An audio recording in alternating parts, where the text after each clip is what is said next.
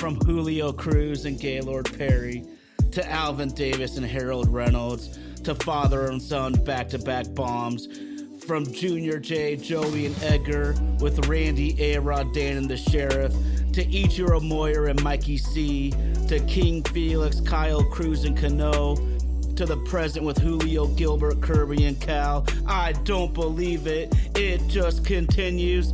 My, oh my, it's another sports podcast.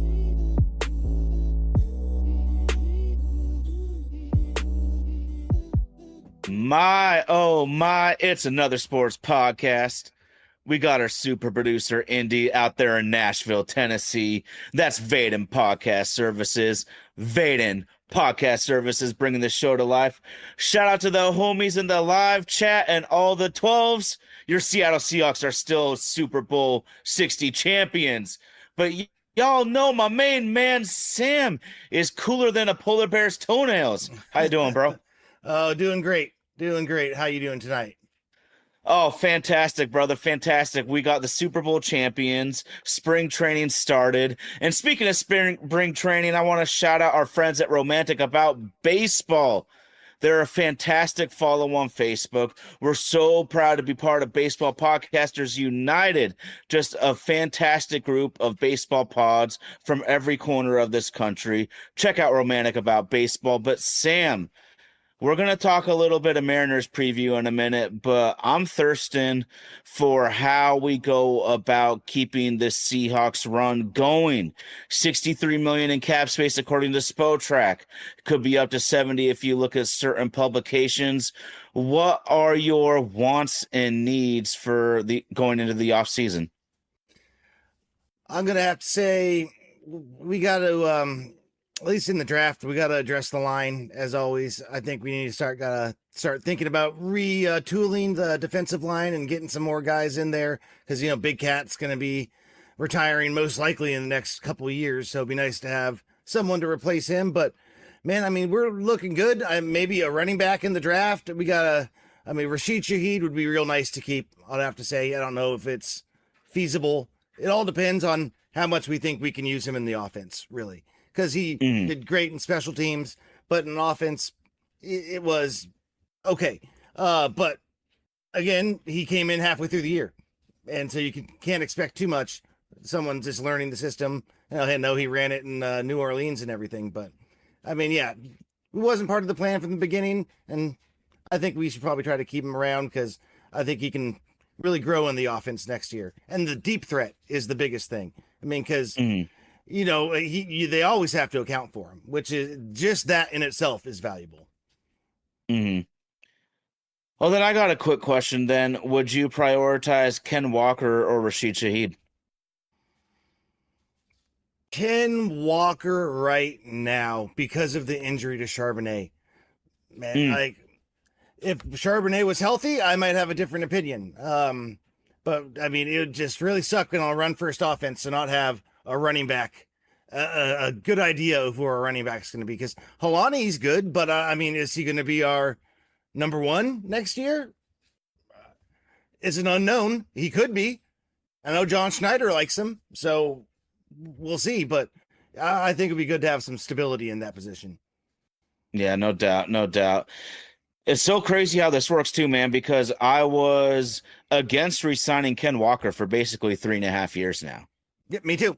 Me too. You know, and this is why I still want to be careful, though. And this is something we got to be ready, Sam. I think there's a 60-40 chance that Ken Walker is on another team next year. I think it's a little better than halfway odds. And I say this, I was talking to Indy off mic. I think that for certain teams, overpaying Ken Walker would actually be an extremely smart move. I was looking at the Tennessee Titans. Indy has a ton of Titans fans. And I just think that you get a Ken Walker on a team like that, there's no monetary value that is an overspend if it means your young quarterback develops. And Ken Walker could ease a lot of pressure on Cam Ward. I could see a situation like that working out really well. Ooh, Mariners Life, that's what I'm saying. I have Ken Walker at about $10 or $11 million, Sam, and I'm walking away. I would prefer $8 to $9 million.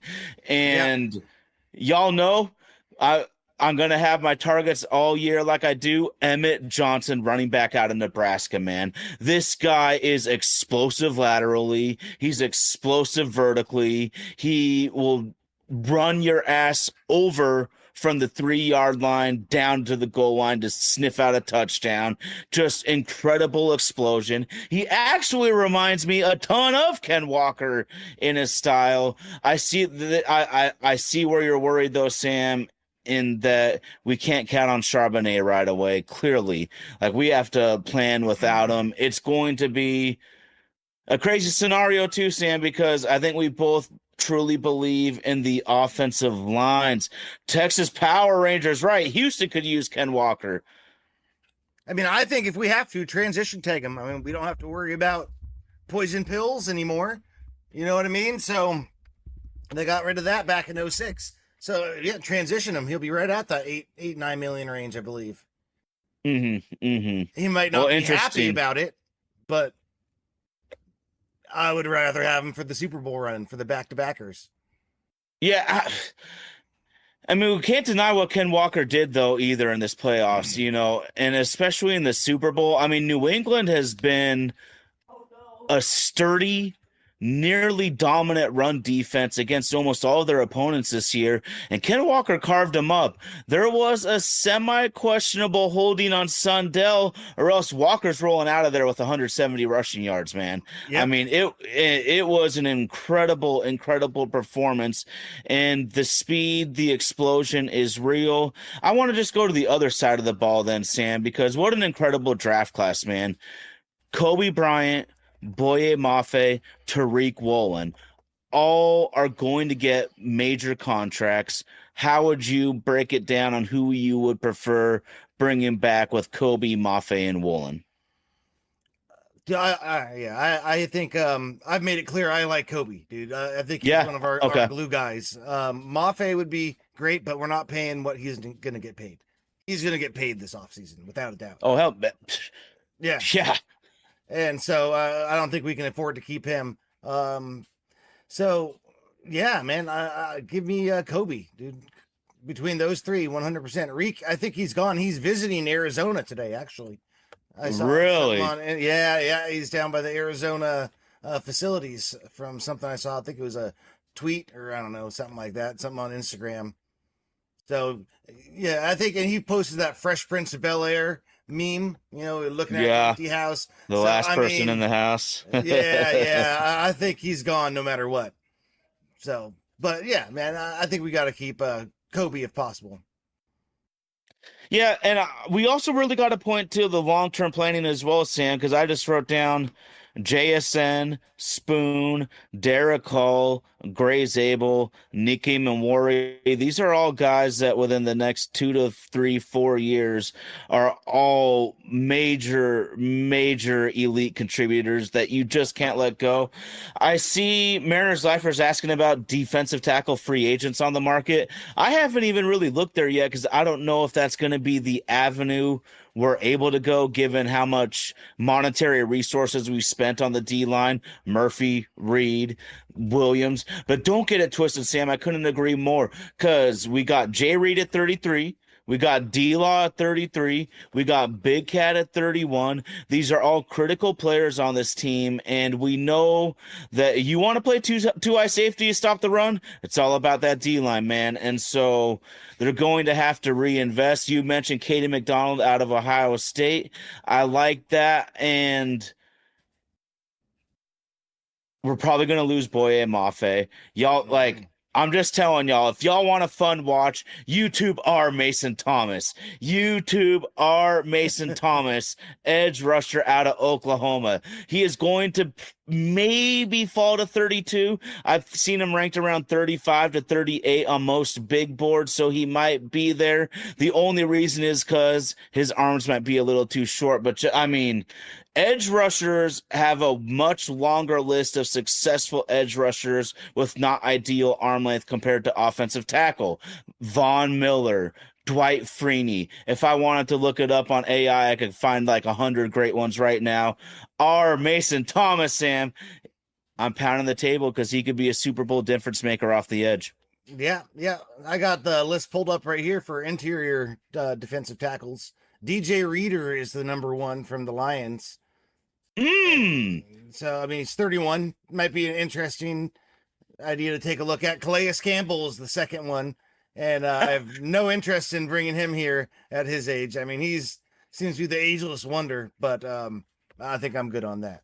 And David Oni Yamada from the Falcons is the third guy, and Daquan Jones from Buffalo. And then Ty, your guy, John Franklin Myers.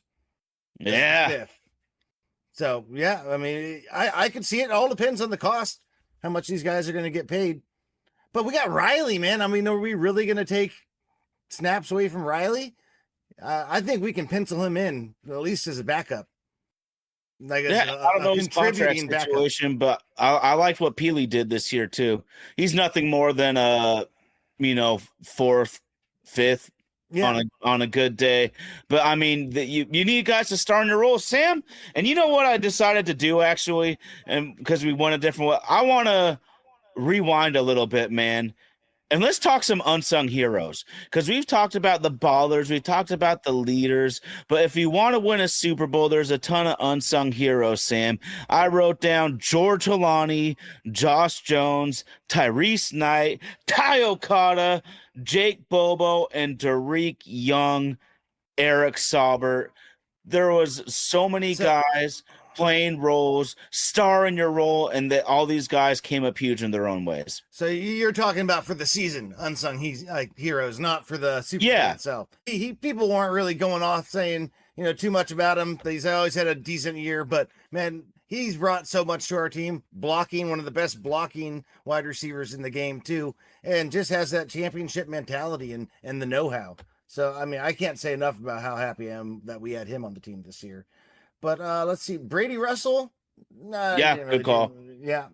And I like the Holani pick because he was gone for most of the year, but man, he came in and helped when we need him at the end. So yeah, I really like Holani as a running back. He had a couple huge moments in pass pro, man. And we know in the Super Bowl, dude, the pass pro from your running back can be the difference in winning the Super Bowl and losing a Super Bowl. Flashback to Atlanta collapsing 28-3 lead against New England. Maybe the most critical play of the game. Hightower off the edge, completely overwhelms Devontae Freeman, strips sack, and the Patriots, we know, have the most epic comeback in Super Bowl history in that game. And we saw Holani multiple times, Super Bowl 60, sticking his nose in there with linebackers meant to destroy mothers. Yep. Bro, George Holani, huge. Pass pro can be the difference in winning a chip and not. That's true. And I got to say, Josh Jobe, too. I mean, I know we shit on him a little bit. Oh, hell yeah. Man, hell yeah. Yeah. He came in huge for us, especially in the Super Bowl. But I think he was getting more than 50% of the, I think around their targets. Like they were picking on him, but that's because you don't really want to throw to Reek or Witherspoon most of the time. So he actually had a pretty good pass defense percentage and everything. So, yeah, he came up big for us. When we needed him too, because Reek came in playing like shit at the beginning of the year. So. But yeah, Drake Thomas, man, you can't say enough about him. He just came out of nowhere. Good call. Yeah. And then Okada, I mean, he might be the reason we don't get Kobe Bryant back. We don't keep him, because if we think we can roll with Okada, and we've shown we can, there's been a little bit of, I've seen a few plays. It looks like he was the one that got beat on some big passes, but. I mean, he's a good player. Like, I think this Mike McDonald defense is really good at making players look really, really good too. So who knows if they're plug and play, we can actually pick someone else up and they might even do better. That might be less money. So we'll have to see.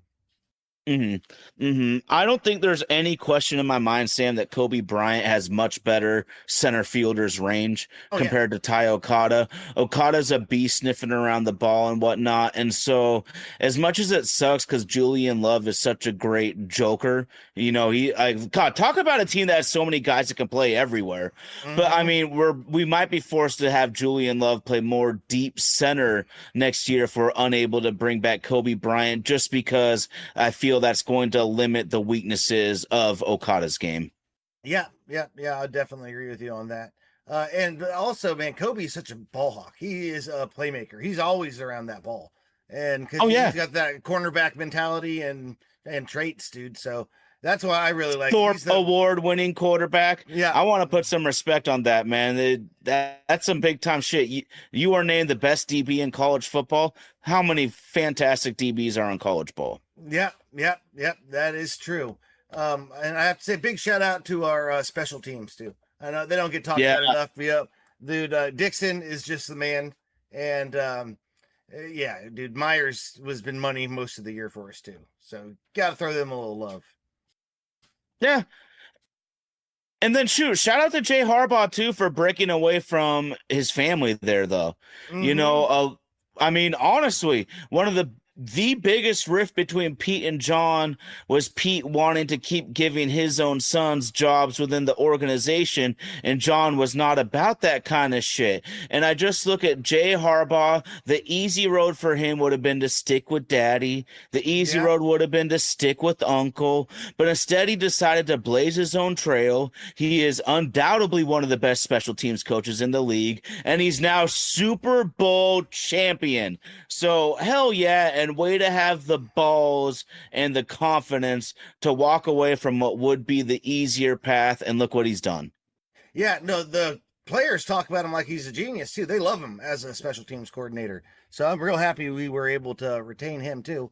Because that Rashid Shaheed return in the playoffs, dude, that was all schemed up by him, according to all the players. So yeah, yeah, you can't say enough about the coaches we have on the staff. And we got a new running backs coach that I heard too.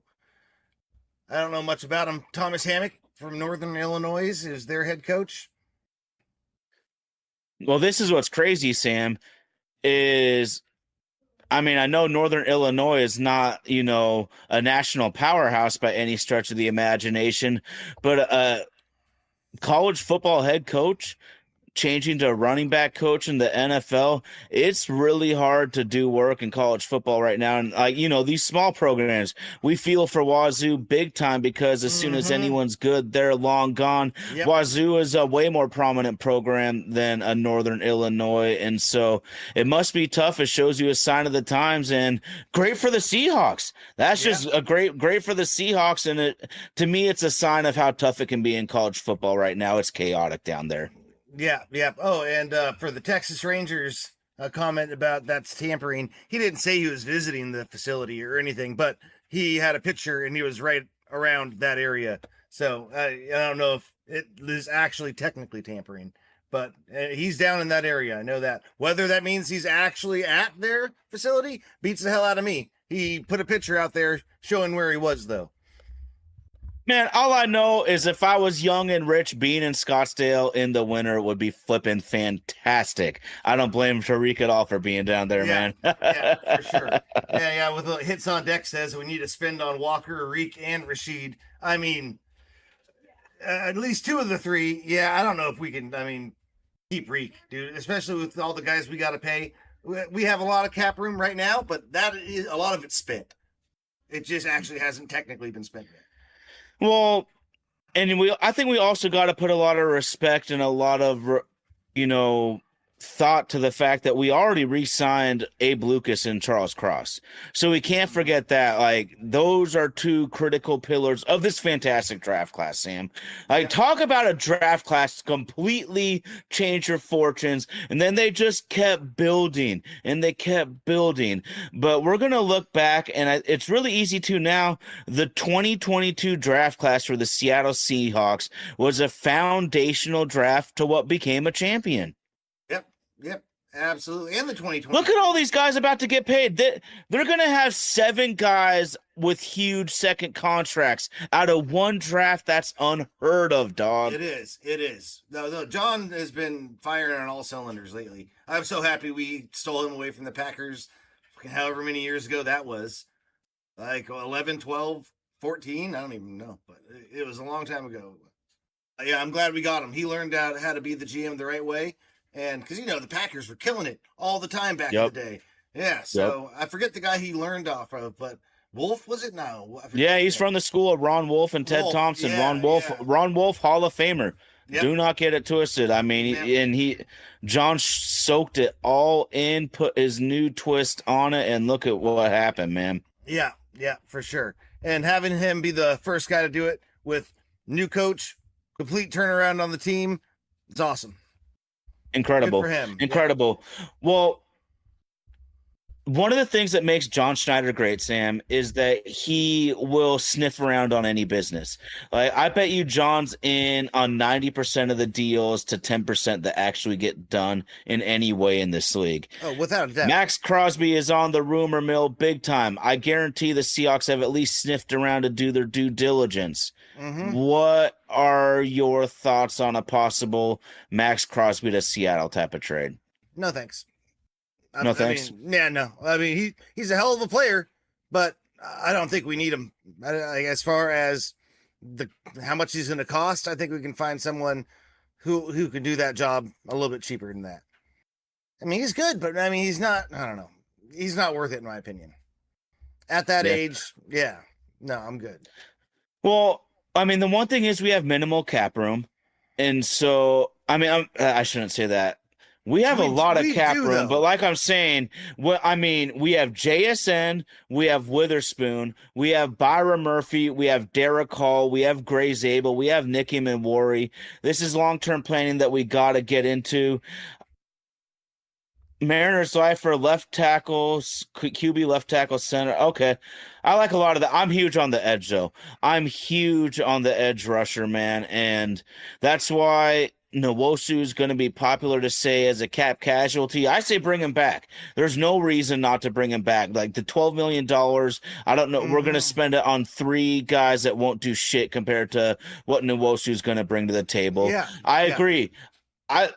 Even if the Seahawks want to bring back Mafe, it's going to be extremely tough. 26-year-old who has 20 career sacks, 4 or 5 off the edge, and he has a very low snap count in the league, really? I mean, boy, Mafe's market's going to skyrocket to a number we're going to be sick and be, oh, God, we can't handle that.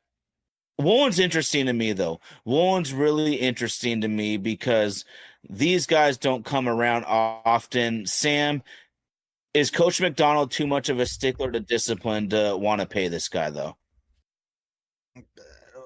No, I mean, he is a stickler for discipline. Too much? No. I mean, accountability for the team. We saw what he's done in 2 years here now in Seattle.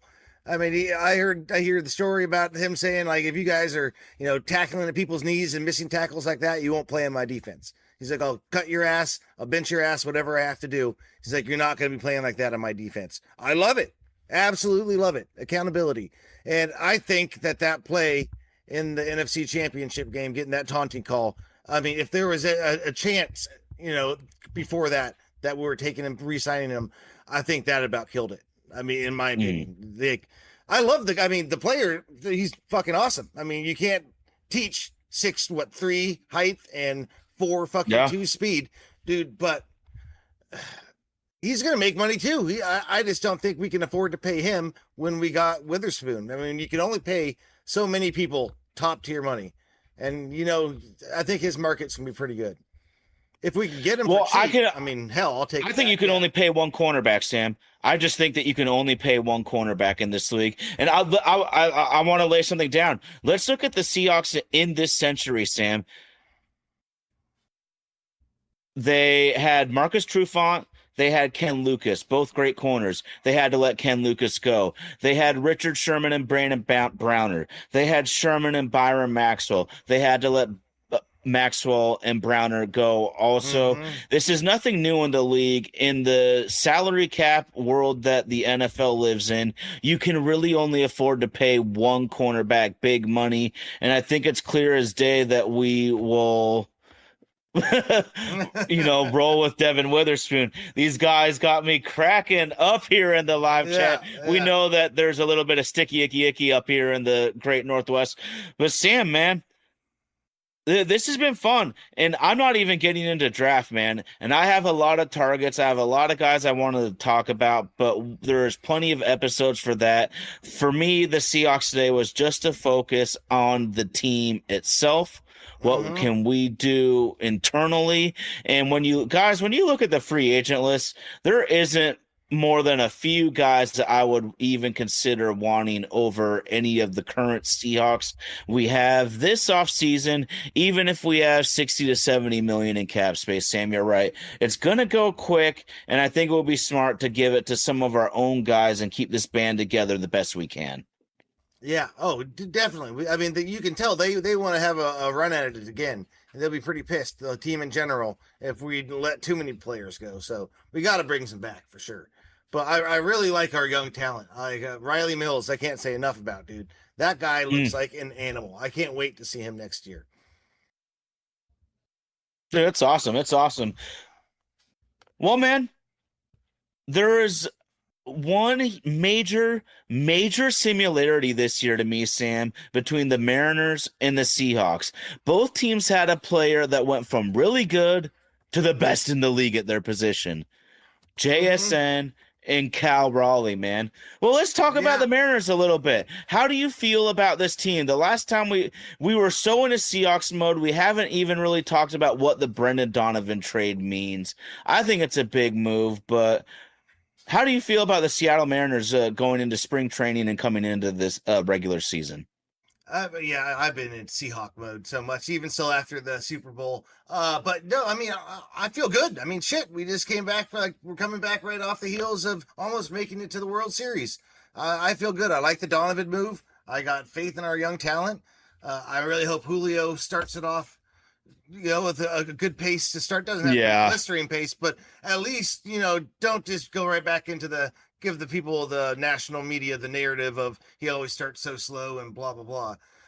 But yeah, dude, I like our team. I think we have a good chance. We still got, well, a Rosarena, dude, like Cal Raleigh, Rayleigh. I mean, we got a damn good team. I think. In Canzone, what do you think he's going to be doing this year? Think he's going to kind of pop off and actually start coming through, or do you think he's going to regress to what he was?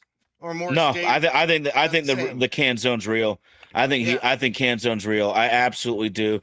And I know that he had an absolutely horrible postseason. He looked completely lost and overmatched at times in the postseason. There's no question about that. I think that's part of his normal player developmental track right now, though. Oh He yeah. is just he's hit at every step of the way. He's crushed AAA. He struggled in the bigs, went back down. This happens to so many guys. He he had 300 with a well over 800 OPS last year. That's real to me. The next step in his evolution will be to be able to compete against the best pitching in the world in the playoffs.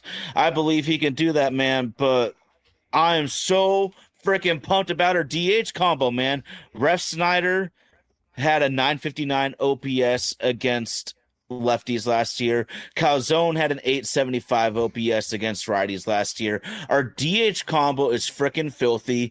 I totally believe that Robles and Rayleigh can have bounce backs because both their seasons were crushed by injury. I believe both those guys can bounce back. I'm optimistic. And if you want to call me a homer, that's fine. But you know what I do know, man? The wise guys down in the desert have the Mariners with the third best odds to win the entire thing this year, man. So I'm Yeah. not just living on a dream. What we see is real, man. I am pumped about the Mariners, man. And I gotta lay down a couple facts. Brendan Donovan, Sam. I'm not worried at all about a drop off coming to the American League because he has an excellent expected batting average. He doesn't get lucky, man. He earns everything up there. And all this dude does is hits, man. He has an elite sweet spot percentage. He has an elite square up percentage, elite whiff rate, and elite K rate. Check this out, man. Brendan Donovan reached base 181 times in 2025. Cal, Julio, and Naylor combined for 112 homers, 84 doubles, and 468 hits, man. Watch. Brendan Donovan's going to be top 3 to top 5 in runs scored this year. Oh And yeah. I think that it's going to be a giant difference that we don't have to rely on the home run necessarily. And I just love how we finally have a guy that'll be on base when our guys are hitting bombs and doubles. Yeah, and leading off, like we know who our leadoff hitter is now. I mean, we had a lot of Hell yeah. shuffling and just kind of people going in and out of that role. So it's nice having someone we know day in and day out that he's going to be our leadoff hitter and getting on base. And I mean, honestly, is the National League, American League, going between leagues even really a thing anymore? They got rid of the whole pitchers hitting. Yeah, you play every day. The DH is both leagues. You're right. There's not the same disadvantage it used to be now. Yeah. So I mean, I'm not worried about that at all because I don't think it's a thing anymore. So well, and whoever bats in front of Cal, we're always gonna have a good year if you can play Major League Baseball, man. I'm excited to see a full year with Josh Naylor. I love that fucking guy. That guy is money in the bank, dude. I'm so happy we were able to bring him back. That offseason was a success just because of that. Just because of that. Mariner's lifer. I'm so glad he brought up great minds speak alike because he brought up two of the guys I wrote down. Cade Anderson is blowing bitches away in live BP. Strucking out Julio, strike out Cal, K in Calzone, K on Randy. Cade Anderson is absolutely the real deal. Oh my gosh, sir. We might have a true lefty ace. And Michael Arroyo has always been one of my favorite players in the system, Sam, because 3-4 years ago, he wasn't on any prospect list at all. But every time I looked, he'd have like the best stats, even over higher rated prospects. All these years, Arroyo gets no love on the prospect list, always has better stats. Well, Michael Arroyo already has a spring training home run, and he is now MLB Pipeline's number 63 prospect. I love Arroyo so much. I love Arroyo so much just because he was a nothing prospect and literally hit his way onto everybody's list. Yeah, no, you gotta love that. And I didn't even realize we have Arroyo on the Seahawks and the Mariners. Fuck yeah. My God, I didn't even think of that either, dude. Yeah. Oh. I saw that comment and I was like, what the fuck's he talking about, Arroyo? I'm like, I have big hopes for Arroyo, the tight end on Seattle, too. I still have very big hopes. And I'm going to do a complete sidebar. I was very impressed with Arroyo this year because we knew he was going to be a speed, athletic sort of tight end, and he was a very, very willing blocker. So shout out to Arroyo in that aspect. Yeah, and dude, especially with our new offensive coordinator, what he brought out in Kittle and everything, man. Yeah, no, I'm excited. I think Arroyo is going to have a big jump next year and going to be a little known for a little more tough nosedness, not just being more of a wide receiver playing tight end type of thing. Hell yeah. Well, we got both Arroyos, man. We got both Arroyos on a huge come up, man. I'm stoked for Major League Baseball, Sam. I'm also so stoked for the NFL offseason. I wanted to wait one more week before I really start doing a little bit of ties targets here, man, because I just want to see the combine results. Yeah. Honestly, Sam, the combine board is pretty boring for me, but I love looking at the results. Yeah, for sure. I used to watch the combine every goddamn year, but not as much anymore. Too busy for that shit. When you're a father, when you're a wonderful father like yourself, you are a wonderful father. Yeah, appreciate it. Yeah, thanks. I mean, because man. I mean, who's got time for the combine anymore? You got Google who can tell you all the shit you need to know. So, I mean, watch highlights on YouTube. Yeah, you're good. I saw a simulcast of Byron Murphy. They're starting to do that now. I forget the other guy that they're doing it with, but you can see the D tackles, do the simulcast for the 40 and everything. They're starting to do it with position drills for the D tackles and everything now. So you kind of see how they do the drill differently and kind of what makes them special. So it's pretty cool.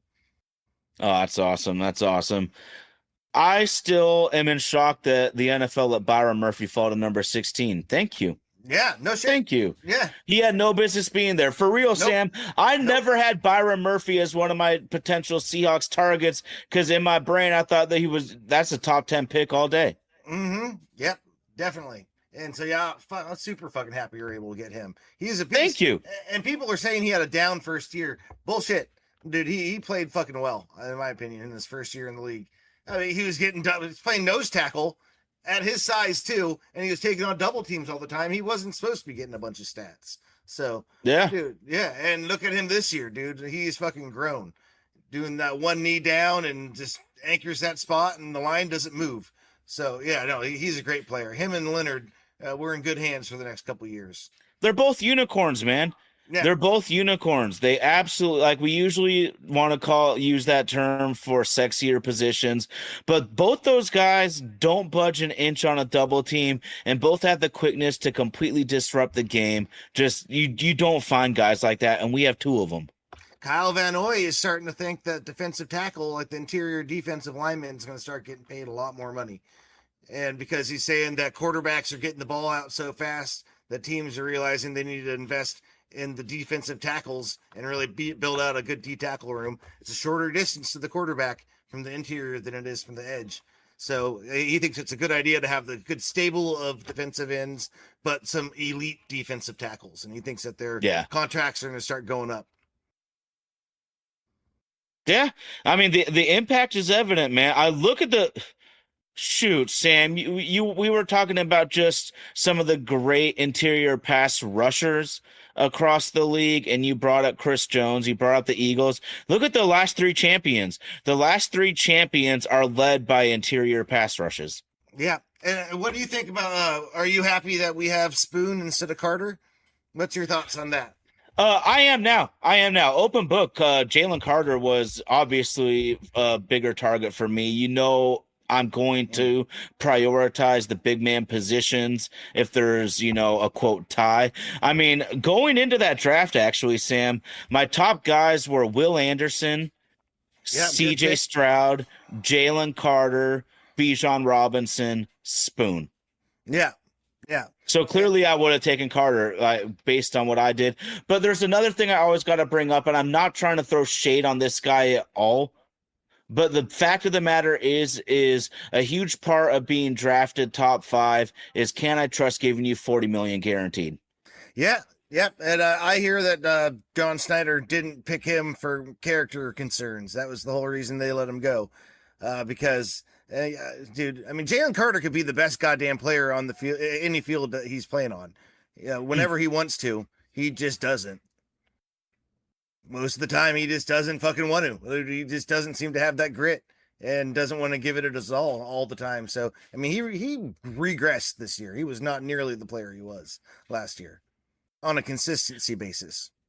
Okay. Well, I mean, if you're an analytically based person, a lot of the analytics didn't favor him this year. I just didn't really know how to look at that too. And I mean, we know Milton Williams is just a major factor. Milton Williams is a major factor. He was a major loss for Philly. He was a major contributor. I mean, with the exception of Christian Gonzalez, I thought Milton Williams was the best player, the second best player on the Patriots in Super Bowl 60.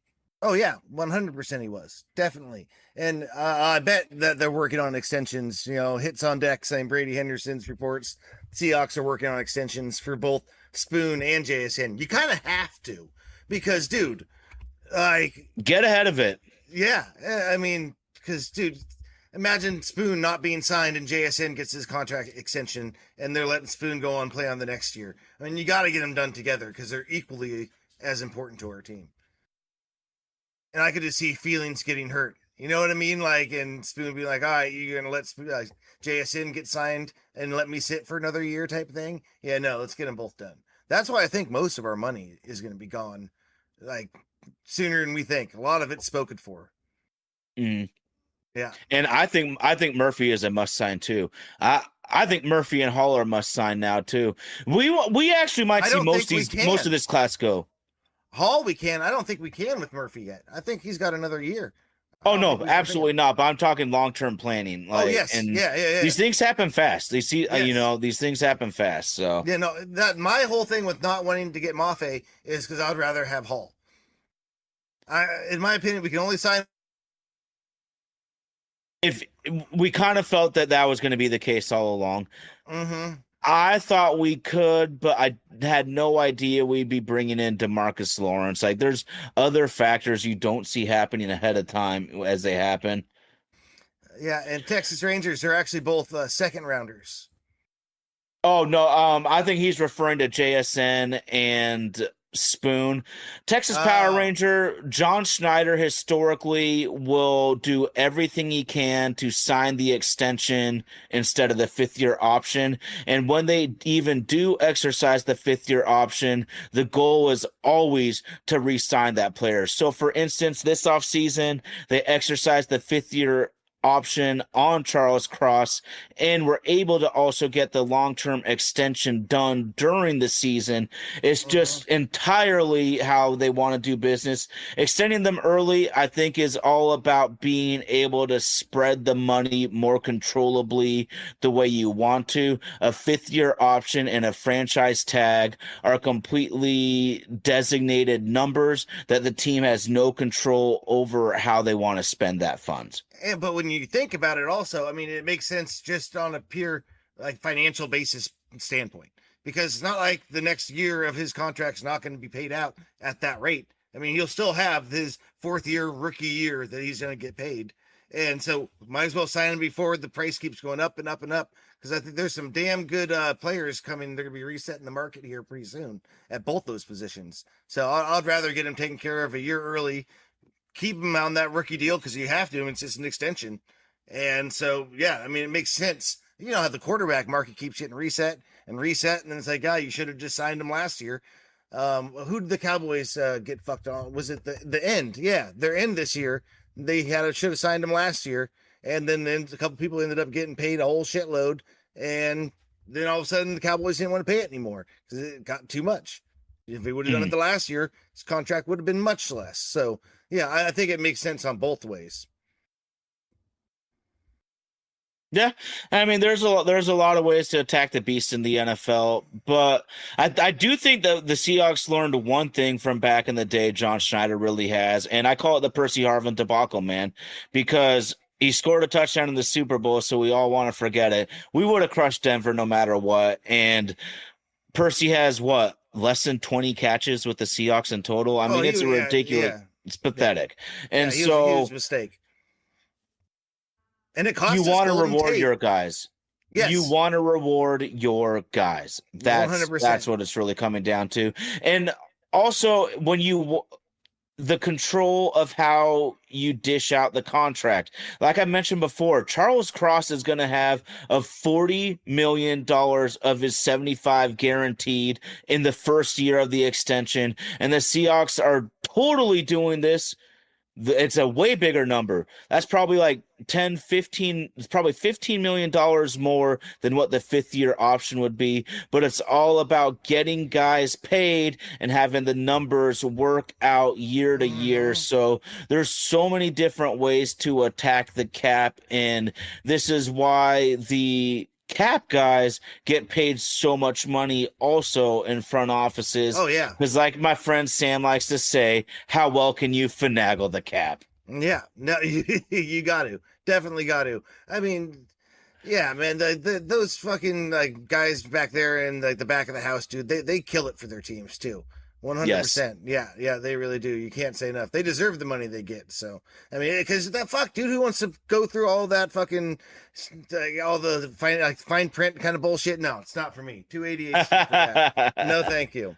No, the cap guys are awesome. I mean, just that's why they haven't they restructured Mahomes' contract 4 years in a row now? After they did it again this year. Yep. So, I mean, yeah. They got his cap hit down from like 76 to 46, some crazy shit like that. Yeah, just by putting in void years, who knows what the fuck they do, dude? Yeah, not that. Well, they're great. If it's a guy you're going to keep long term, I've honestly been thinking that the Seahawks should already be considering maybe doing this with Sam Darnold. Is if you truly believe in him for a 5 or 6 year stretch, then you can pay him way more guaranteed money than he ever expected, but they can stretch that out to make the year-by-year cap hit smaller so they can try to field a better roster. Yeah. But these guys know way more than I do. It's one crazy, crazy puzzle they be putting together. Yeah, I think, I don't know. It might be smart to wait on Darnold just because his negotiating power has never been higher. I mean... Okay, that's true. You know what I mean? Coming off winning the Super Bowl... If he wins it again, then just pay him whatever he wants. But I think next year, man, it will be, you kind of got to, Yeah, I gotta wait, in my opinion. Well, I mean, he signed the contract. So we say that with all these guys. It's just the crazy business of the NFL, man. I'm pumped as we get into this thing, man. And Seahawks trying to do whatever they can to get back to the promised land. We got the Mariners just trying to make it there, Sam. Is there anything you want to drop on the people here? I just can't wait for the fucking season to start. I mean, it's awesome that the Seahawks season went so long and now we're already in spring training. You can't beat that. No, I'm so pumped. Best year of Seattle sports last year. We're hoping to keep it going this year. 2026, man. Let's make it the year for Seattle sports. 2026, man. Yep. No shit, man. Yeah. Last year was so great. I never had the year with both teams going off like they did. Legendary. I was so happy it happened. But this year, we're going to the World Series is the big thing. We got to get there. Let's do it, man. We got the pitching staff to do it. We were 8 outs away. 8 outs away. This is the best opening day lineup we've had since 2018. It might be the best opening day lineup we've had since the early 2000s. Yeah, I would agree with that. Yeah, I think. I mean, and the Astros haven't looked too good so far this spring training. I would have liked one more proven bat. I would have liked one more proven bat, but here we are. I still have to say this is the best one in the last 8 years for sure. Best opening day lineup, and it might be the best in the last 2025. Yep. Let's hope we get off to a hot start. We should have a good year. Let's do it, baby. Let's do it. Well, speaking of hot starts, man, we got our super producer, Indy, down in Nashville, Tennessee. That's Vaden Podcast Services. Vaden Podcast Services. Shout out to the homies in the live chat. Thanks for rocking with us. We're going to get down and dirty in the NFL offseason, Mariners spring training. Sam, I thank you so much. My, oh my, it's another sports podcast.